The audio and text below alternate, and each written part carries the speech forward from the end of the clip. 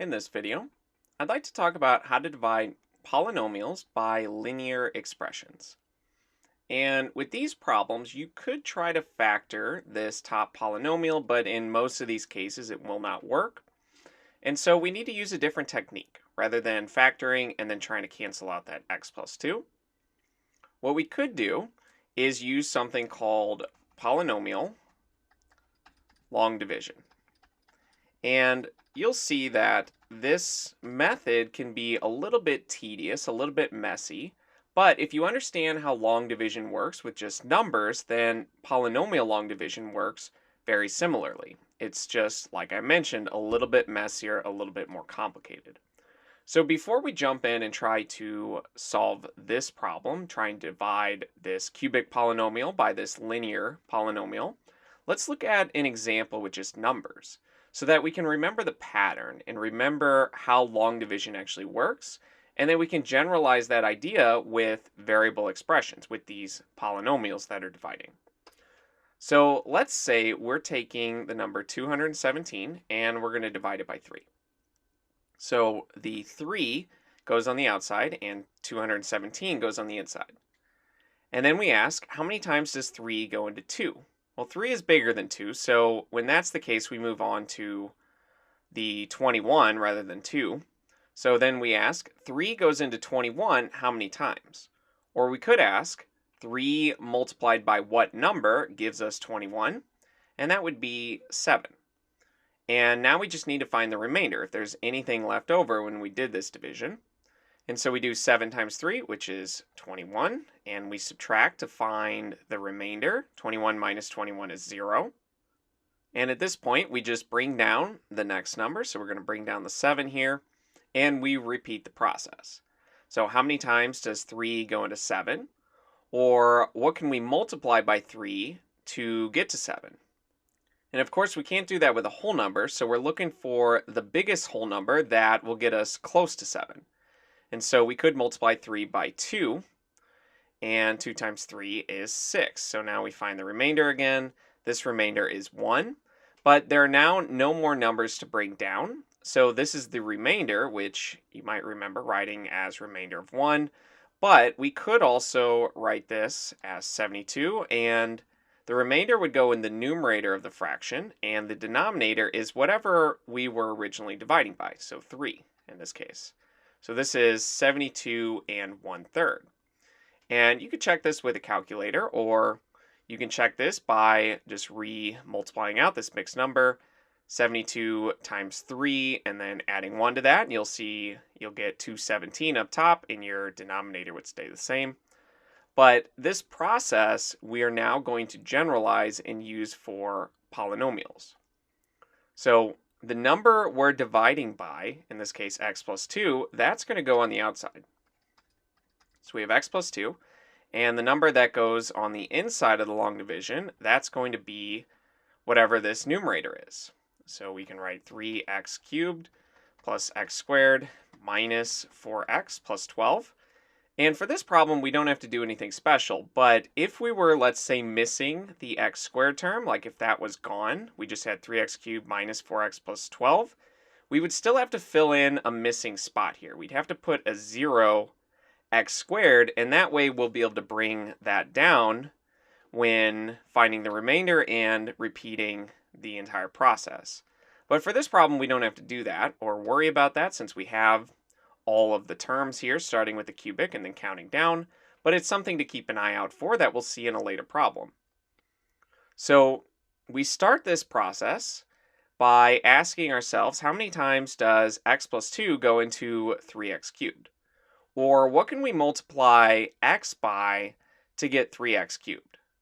And that would be 3x squared.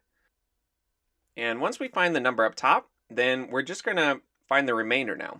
And remember, with this one, we found the remainder by taking the number up top and multiplying it by the number we're dividing by. 7 times 3 was 21, and then we subtracted to find that remainder. So we do the same thing here. We're going to multiply this, but we're multiplying it by this entire expression. So 3x squared times x, we just get 3x cubed. And this should always happen, that these end up being the same number. And from here, we do 3x squared times positive 2, which would be 6x squared. And now we subtract to find the remainder. But we're subtracting the entire expression, so I would recommend putting it in parentheses. And we have 3x cubed minus 3x cubed, which is 0 of those. And again, that's what you should always get if you're doing it correctly. These should always cancel each other out. And then you have x squared minus 6x squared. So that brings us to minus 5x squared. And once you find the remainder, then we bring down that next number. So we're going to bring down the minus 4x. And from here, we'll just repeat the process. So how many times does x go into this minus 5x squared? Or what do we multiply x by to get minus 5x squared? And we can multiply by minus 5x. Let me make some room here so we can continue this. And when we multiply by this minus 5x, now we need to find that remainder. We're going to multiply it by what we're dividing by. Minus 5x times x would be minus 5x squared, which shows us we're on the right track. And minus 5x times positive 2 would be minus 10x. And now we subtract to find the remainder, but we're subtracting the entire thing. So if you put it in parentheses, you'll keep your signs in order. And we have minus 5x squared minus negative 5x squared, which is the same as adding it, so they cancel out. Here we have minus 4x minus negative 10x, or plus 10x, and that gives us 6x. And once we find that remainder, we just bring down the next term, so that's plus 12, and we repeat. So what do we need to multiply x by to get 6x? And so we can multiply that by 6. And 6 times x would be 6x. Now we're finding that remainder.